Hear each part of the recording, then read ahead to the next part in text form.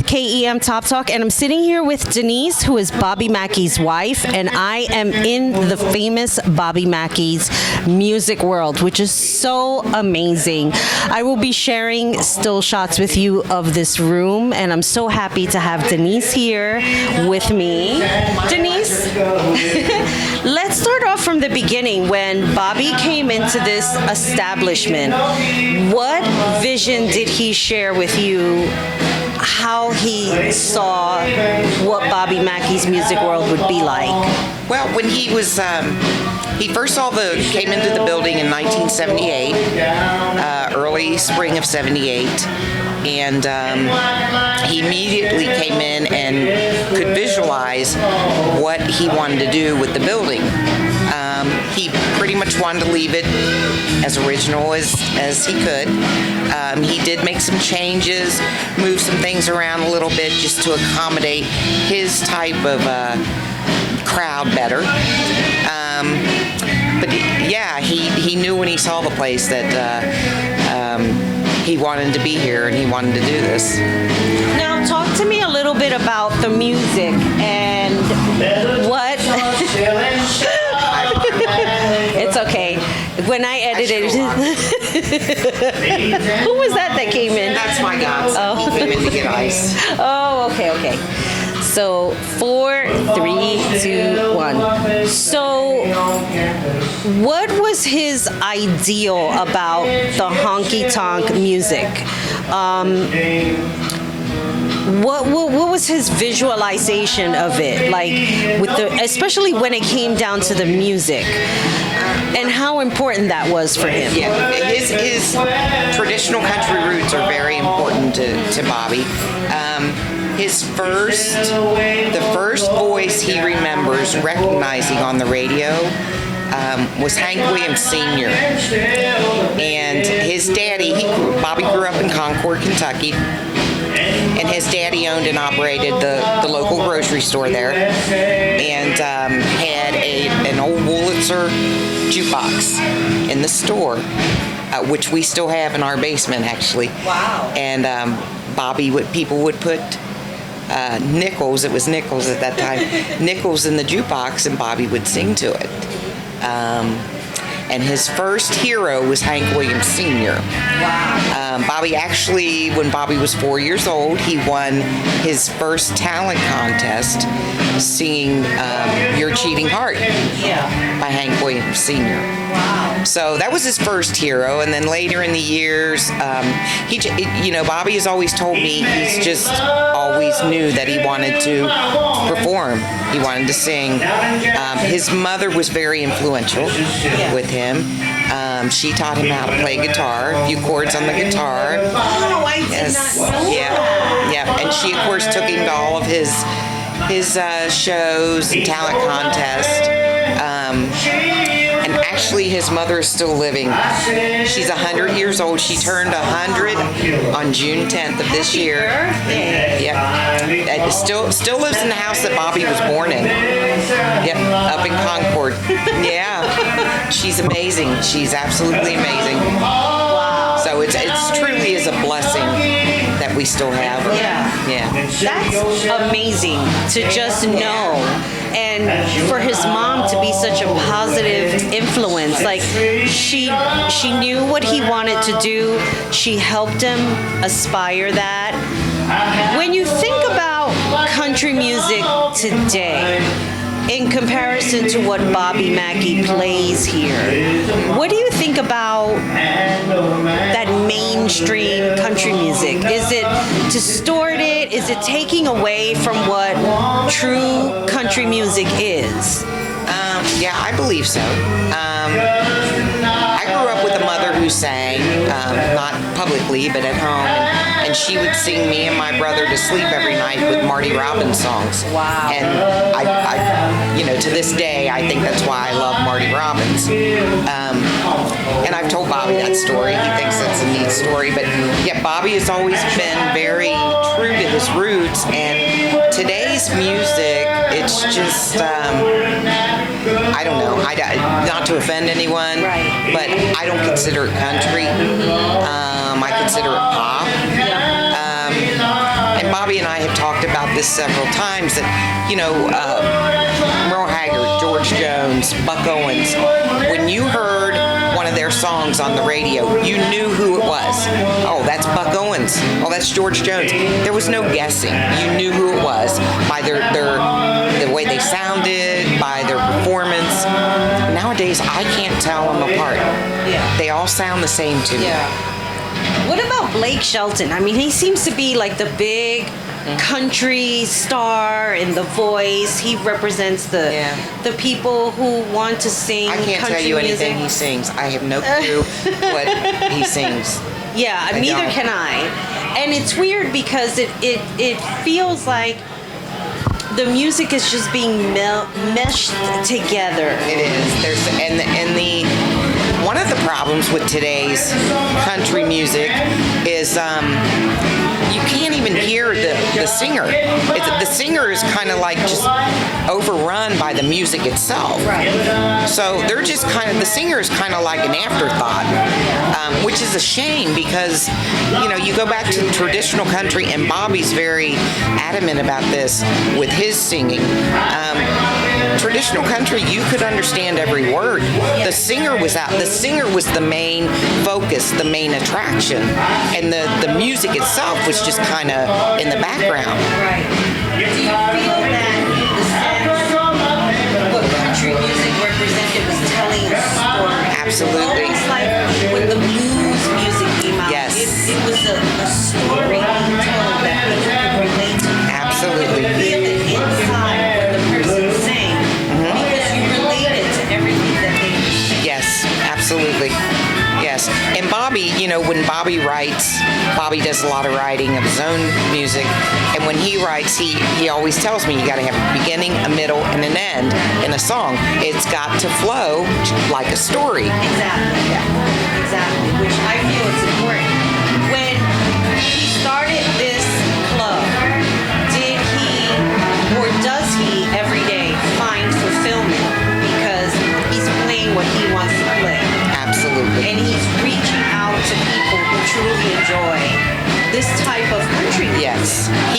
When Bobby came to town, he graduated in 1966, and he came to town and went to work on the railroad. Well, he had been in town for a year or so and started going to jam sessions around town. And then he got known around town with the musicians, and a man named Red Jenkins had a band called Red Jenkins and the Countrylands. And Red Jenkins gave Bobby his first full-time job in the music business. Bobby was the front man for Red's band. And he just always wanted to sing and entertain people. And, for the first few years that he was in the business, he played at other bars and clubs. So he basically had to kind of do what the owner of the club wanted him to do and sing. So that was his goal, was to get his own place so he could be the boss and he could sing what he wanted to sing. He could perform how he wants to perform. And he has always stayed very true to those roots, really. What about when it comes to songwriting, to writing new songs? Does he share that part with you? Like, does He does. ask for your feedback? He does. When he's putting lyrics together, when he's putting the music together, Mm-hmm. is there ever a time that you would hear like him playing notes and maybe you would come in and say, maybe it'll sound better this way, or do you give that kind of Well, feedback? I do. He'll ask me for feedback, and typically, I'm always in agreement with him. Really, Bobby is a genius when it comes to music. He's an absolute genius, and he knows music like nobody else I know. So yeah, I really have never told him you need to change that. It's always I always tell Bobby that he sounds so effortless when he sings. It's like he just opens his mouth and it comes out. And it is a gift, but it's just so it's just like it's so effortless for him. but it's perfect. I love it. I mean, I think it's so inspirational that somebody can just take an instrument and play it and make music that makes people feel good. I mean, whether they cry or whether they laugh. The whole point about music. I mean, I grew up with music. I was in chorus. So I get it, the expression. I don't know how to play an instrument. I would love to learn how to play the guitar. And maybe it's not too late, but I think it's just amazing what Bobby has put together here. And that it's so popular. Like, it doesn't ever stop. It's crowded inside. I was here earlier, and of course there weren't any cars because it wasn't open yet. And then I come in and there's like a row of cars. So it's so nice to know that this establishment gets the support from the community, which is something that you don't see very often. I mean, I'm from New York, and a lot of the music that would play was a lot of heavy metal bands, rock and roll bands. And once all of the bars started to go away, there wasn't really a place for bands to play. So it's nice to know that there is still a community that supports everything that's going on here. And it's important. Did you ever think in your mind one day people are just going to get tired, people are not going to show up? Did you ever think that in your mind? Yeah, I guess I have, but it's, I mean, they're always here. And Bobby, just celebrated 41 years here in this building in September, and it just every year it's better and better. And Bobby's very popular actually all across the UK. His music is very popular in the UK. We mail CDs over to the UK all the time. So it's not just here in Wilder, Kentucky. It's all across the United States and the world. Yes, which is good to know. Now, here's a trick question. If a music producer came and offered you tons of amounts of money and stardom and everything that you see all of these other musicians that, they just have this life. If they came to Bobby and said, lose the place, we can give you this and this and that, what do you think he would say? No.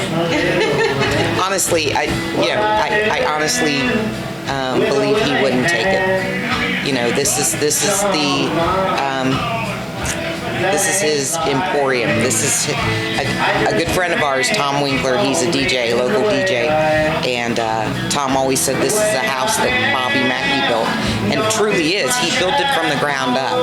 And I really, he's not traveling. He sleeps in the same bed every night. No, I don't think he would. I don't think he would. That's amazing to hear because it's such a rarity. Everybody wants fame. Everybody wants to be recognized, And I think for me personally, with everything that I do, it doesn't matter whether I acquire fame or not. The point is that I'm doing something that I love. I get to interview people from all walks of life and talk to them. And that's really what it's about. It's about a conversation and engagement to get to know other people, what makes them tick. And I think that this is so important because this is something that I've been wanting to do for a long time. And finally, here I am, sitting here in Bobby Mackey's music world. Like, if you would have seen me earlier, I was like screaming my head off because it was just so exciting to be here. I mean, granted that a lot of the popularity was, ghost hunting and all of this stuff. But I really wanted to make it about the music, which I think is important. You don't hear that very often. And I wanted to really understand and have my audience learn the background of what Bobby Mackey represents here. One of the questions that's always been most important to me is Bobby's music. Yes. I have a lot of people come in here from all over the world, and when they find out who I am, they want to talk to me about the paranormal, and I talk to them about it and answer their questions. But I always tell them, you know what? I'd rather talk to you about my husband's music, Right. because that's what I'm passionate about. That's what Bobby's passionate about, and that's what has kept this place open. Right. Is Bobby's singing and his entertaining. And it gives the opportunity for other people who share the same passion of music to come in and play their music. Exactly. How does that make you feel? How does that make Bobby feel, knowing? It's kind of like, I remember one time years ago, Garth Brooks had done a concert. And I know Garth Brooks had mentioned you guys recently. Garth Brooks did give a shout out to Bobby Mackey. And he was singing a song. He was doing a live show. He was singing a song. And then before you know it, the whole entire audience is singing it right back to him. And he just stood there in awe. Like, you could just see in his face. He was like, and he said, the beautiful thing about what you give this music is you get it right back. And granted that Garth Brooks is, he's a big time country musician, but also I don't feel like he's somebody like, a sellout. Right. Right. I hate to put it like that, but I'm gonna. No, he's still down to earth. Yes, exactly. And that Bobby Mackey does this, not in a very large scale, but he's still doing it. Do you feel like he feels that way, that what he's putting out there, he gets back? Bobby is the happiest when he's on stage performing. That's where he is the happiest and the most comfortable. Yeah, and he does. We'll discuss it. At the end of the night, we'll talk about how the people responded to him. There's certain things that Bobby sings, songs that he sings, that the whole place is just captivated. There's nobody talking, nobody dancing, they're just staring at him, listening to him sing, which I think is amazing. And that's, yes, he's getting that energy back from our patrons, from his fans. Exactly. I get it, but on a different scale, because, what I do is different. And personally for me, I enjoy learning about other people, their lives, what it is that they do, what makes them tick, and that it's so amazing that he has somebody amazing that stands by him, that doesn't say, no, you can't know this. I mean, I think in relationships, if we can get into it a little bit, it's important that each person not only has their identity, but that they're able to flourish as individuals while being together. Was there ever a time that you felt this may not work, or when he got the place, this may not work? Was there any time that you felt uncertainty? Or maybe you didn't. No, because I know how passionate Bobby is about his music, and I'm his number one fan. Yes. I love his music. I love how he sings. There's a running joke between the two of us that Bobby's idol and favorite singer was Merle Haggard. And I always tell Bobby that Merle Haggard is my second favorite singer, because Bobby Mackey is my most favorite singer. And he's that really just floors him. He can't believe that I would put him above Merle Haggard, because Haggard to him is the king. Yeah. So, but no, I love what my husband does. I love how he entertains people and interacts with people, and it's just like I said, people come in here from all over the world. Yeah. And I've noticed. Amazing. There were 2 people here from Michigan. Yeah.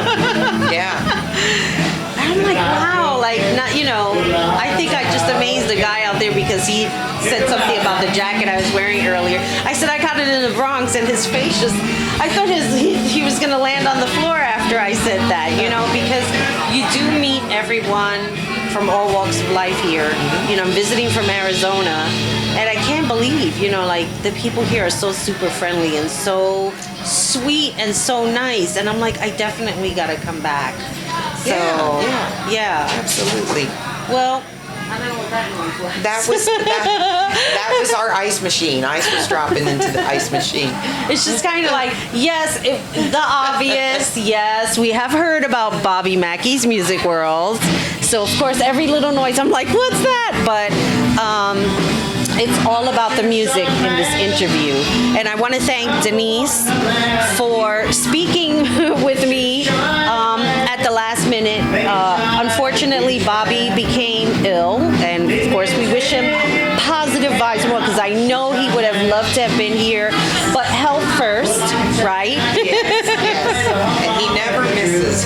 He's always here, but he's got like a ear infection, sinus infection thing going, and he couldn't sing if he tried. Really, so. And we need him in good health. Yes. So I will be back, but again, I want to thank you for taking the time out. Thank you so much. And being on KEM Top Talk interviews. My pleasure. This is Maribel Blues signing off, and we will be back soon with another video. And better believe I will be back here in Wilder, Kentucky. Thanks for watching, and we'll be back soon. And always remember, be good to yourself, be good to each other, and most importantly, take care of you. Bye.